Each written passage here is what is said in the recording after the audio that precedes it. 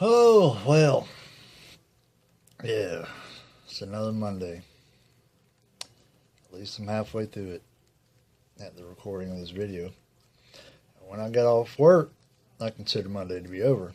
So by the time I post this video, because I'm going to post it when I leave work, Monday will be over. The bad part, anyway. Well, except for the traffic on the way home. But anyway, today I'm going to be talking about a topic that unfortunately I have quite a bit of experience in. I hope that's not the case for you. And about a year ago, I guess it was, I saw an article one of the Christian sites I follow on Facebook posted, and I saw it wasn't a new concept, but they put a title on it I've never heard before, and I was like, I got to use that. And the title was Missionary Dating. And you know the concept: a Christian trying to date a non-Christian with the notion or hope, intent that they're going to turn them into a Christian too. And most of us all know that usually don't happen. Usually what happens is they pull you down. They hurt your walk. They they don't build your faith up. They take it down from it. You know, whatever I'm trying to say. The chances of that happening are better than the chances of you actually making them a Christian.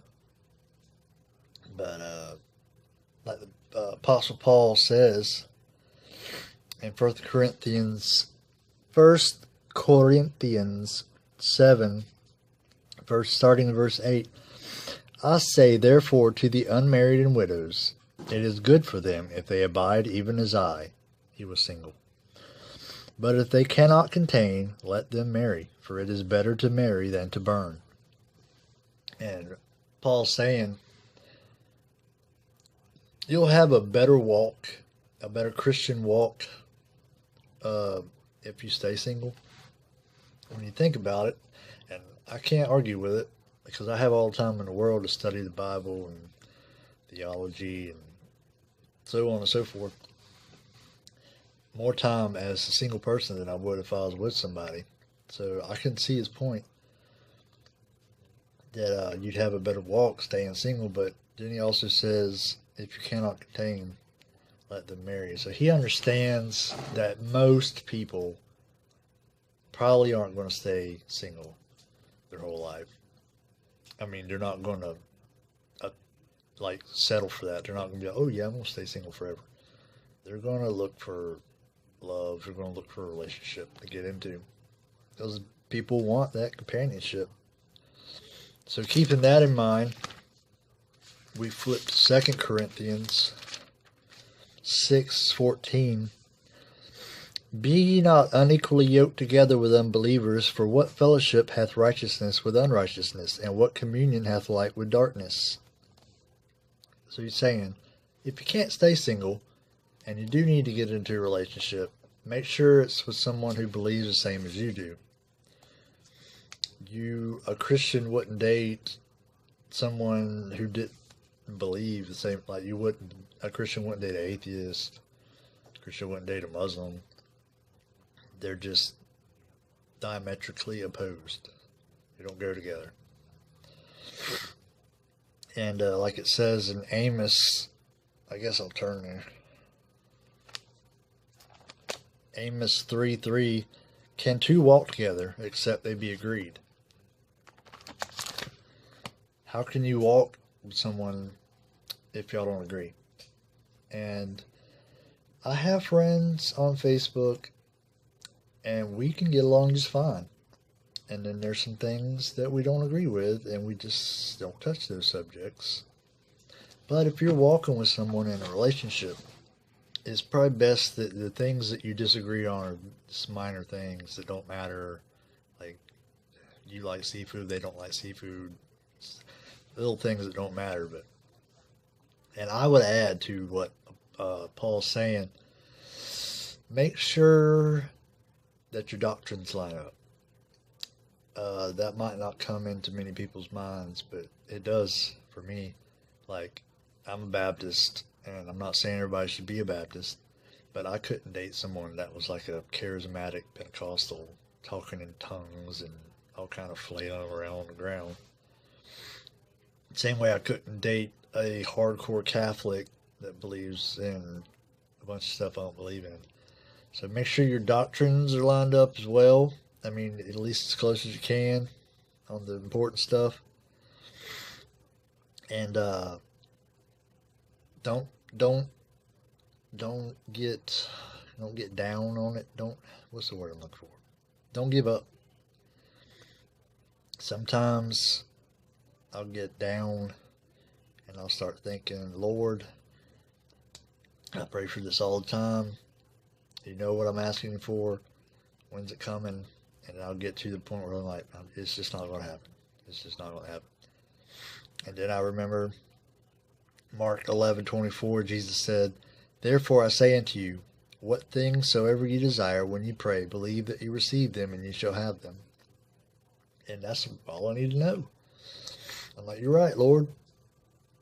You said right there that if I believe it when I ask, I'll get it. So I'm going to just keep on believing, and I'm going to wait for the Lord to do his thing when he wants to do it, not when I want to do it. Whenever he wants to do it, it's going to be way better than when I want it to happen anyway. And unfortunately, I have a lot of experience doing this missionary dating thing. I've done it a lot in the past. But a good thing that came from it was a couple years ago, I was dating someone who wasn't a believer. And it just really woke me up. And like if you look at my posts on Facebook now, and you compare them with posts that I might have made 4 or 5 years ago, you'd be like, oh, Richard done went all religious on us. Not exactly. I mean, I've been saved since I was 17 years old. But I just wasn't really being a Christian. I don't know how to explain it. But I dated someone, and the whole experience just kind of shed some light on things I was like, I got to thinking about it, got to read my Bible, and I was like, I'm not doing these things that it says that a Christian is supposed to do. I'm not doing those things. And it's like a light went off in my head, so I just started tightening up, started reading the Bible, started doing what it says I'm supposed to be doing, because I didn't want to be that person anymore. Like I was talking about in the previous video, the one that says they're Christian but they don't really act like it. I didn't want to be that person anymore. Plus, the world, in my opinion, right now, what the world needs is Christians who are real Christians. The Christians that say they're Christians and they're not doing anything, they're not helping matters, none. But yeah, so that was one good thing that came out of my missionary dating. And I like to think I've gotten past it, but I probably went on a few dates in the past few years that I shouldn't have gone on. But yeah, that's all I'm trying to tell you. Because I was looking at some profiles online not too long ago, and these girls just saying, "Oh, I'm a Christian. My faith is really important to me." And then you scroll down to what they're looking for in a date, and under religious preference, or like, oh, no preference, or they got this big long list of things. I'm like, no. If your faith is important to you, their faith has to be important to you too. Because it's just not going to work out if it's not. You know what I'm saying?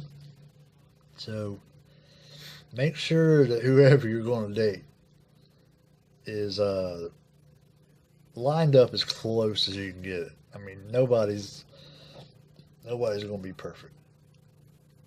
You're going to date somebody, just make sure as close as they can get. Okay? So that, and don't give up. Because God said, like I just read to you, if you believe it when you pray, you'll get it. So just know that God's timing is way better than yours.